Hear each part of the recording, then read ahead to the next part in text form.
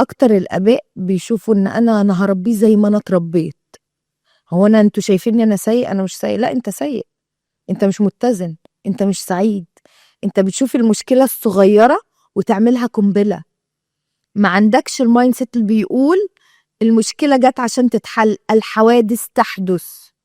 ايه المشكلة لما تحصل؟ مش فين عادي. ما احنا مخلوقين عشان نحل الحاجات اللي بتحصل في حياتنا، احنا مخلوقين عشان نحل الحاجات اللي بتحصل في حياتنا.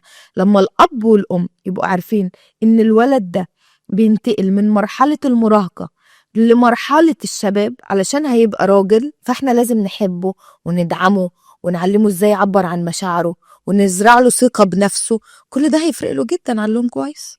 اوكي، انا النهاردة عصبت عليه، بكرة عصبت عليه اكتر، بكرة صرخت، بعته صوت، الليفل هيعلى، هضربه، هيعند، هضربه اكتر. هو هيسمح لك بكل ده؟ وبعدين هيبقى اطول مني. انا هضرب واحد اطول مني؟ بالظبط. هيمسك بقى ايدي؟ لا.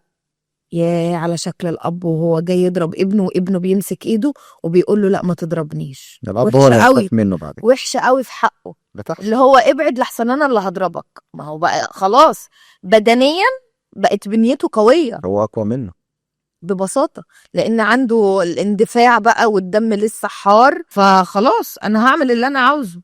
وهو ما لقاش الحاجات اللي محتاجها في البيت فبيدور عليها بره. يبقى سهل مخدرات، سهل تدخين، سهل اصحاب سوء، سهل علاقات محرمه، سهل كل حاجه.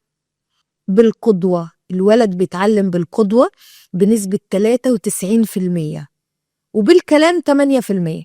بالقدوه، بشوف بابا وماما بيعملوا ايه وبتعلم منهم.